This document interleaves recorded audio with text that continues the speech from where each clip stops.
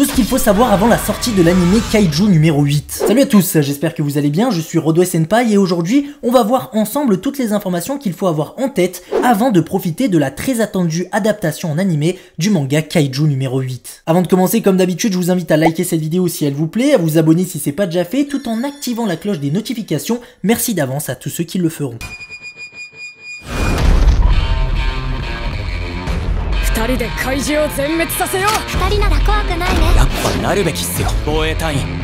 C'est tout simplement l'un des mangas les plus suivis au monde. Plus de 4 millions de copies en circulation en 2021 et ce, avant sa sortie en France. Au milieu de l'année 2022, le manga a été vendu à plus de 8 millions d'exemplaires et sur internet, les scans ont dépassé plus de 300 millions de vues. Ça ne s'arrête bien sûr pas là, son adaptation en animé était presque obligatoire, l'œuvre ayant remporté plusieurs prix reconnus dans le milieu, comme par exemple le Tezuka Osamu Cultural Prize. L'œuvre a aussi remporté le prix Eisner et a terminé première au classement Next Coming Manga Awards 2021. A tout ça, on ajoute aussi que l'œuvre Kaiju numéro 8 a fini à la première position des ventes annuelles pour le premier volume des mangas en 2020. J'imagine qu'il a dû gagner plein d'autres récompenses et battu d'autres records, mais je pense qu'on en a déjà dit pas mal. Pour vous donner un rapide aperçu sans vous spoil de cette histoire, nous sommes dans Kaiju numéro 8 au pays du soleil levant où des monstres variant en taille, pouvant être gigantesques ou minuscules, apparaissant sans crier garde, détruisent tout sur leur passage. Pour lutter contre ces monstres appelés Kaiju, une unité militaire d'élite, le corps de défense, a été créée pour protéger les civils. Ça fait d'ailleurs penser au bataillon d'exploration dans SNK, mais bref. Et ce qu'il faut savoir, c'est qu'une fois que des Kaiju sont éliminés, ce qu'on appelle des balayeurs viennent pour nettoyer l'ancienne zone de combat. Et c'est dans cet environnement-là que nous suivrons les aventures de Kafka Ibino, âgé de 32 ans.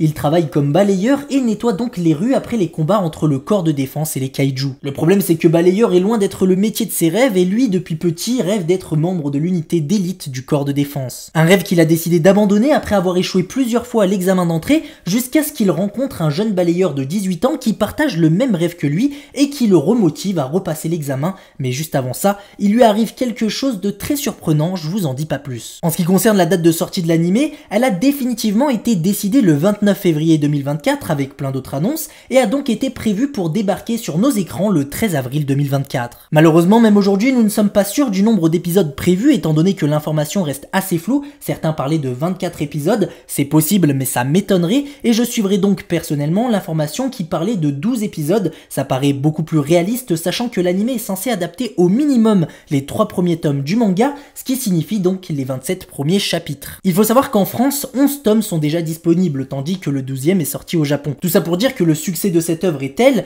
que des rumeurs concernant une potentielle validation pour une saison 2 commencent déjà à se faire entendre. C'est en décembre 2022 qu'on apprenait que c'était le célèbre studio Production IG qui s'occuperait du projet. Vous les connaissez tous pour la qualité de l'anime IQ, de Kuroko no Basket, Psycho Pass ou encore Moriarty the Patriot. Le studio Production IG ne sera pas seul pour ce projet et sera épaulé par le studio Kara, notamment sur la supervision du design des Kaiju. Ce n'était pas vraiment une surprise d'apprendre que c'est la plateforme Crunchyroll qui diffuserait en exclusivité la totalité des épisodes, étant donné qu'en France, après l'éditeur Kazé, c'est Crunchyroll qui s'occupe depuis le tome numéro 6 de la publication du manga. Bonne nouvelle pour les fans du manga et ceux qui découvriront l'œuvre grâce à l'animé, car nous pourrons profiter de la VO et de la VF. Et du coup sans attendre longtemps pour ceux qui préfèrent la VF. À la réalisation du projet, nous aurons Miya Shigeyuki, connu pour avoir travaillé sur la saison 2 de Vinland Saga notamment, sur Boruto, Overlord et plein d'autres animés à succès. Il sera accompagné de Tomomi Kamiya qui a bossé sur du SNK, du Détective Conan ou encore du Blue Exorcist. Pour ce qui est des doubleurs japonais, le personnage principal, Kafka Ibino, sera joué par Fukunichi Masaya qui a aussi doublé Draken dans Tokyo Revenger. Mina sera doublée par Asami Seto qui a doublé Nobara dans Jujutsu Kaisen et on aura aussi l'occasion de profiter de Fairouz Ai, doubleuse de Power dans Chainsaw Man ou de Jolene dans Jojo Party 6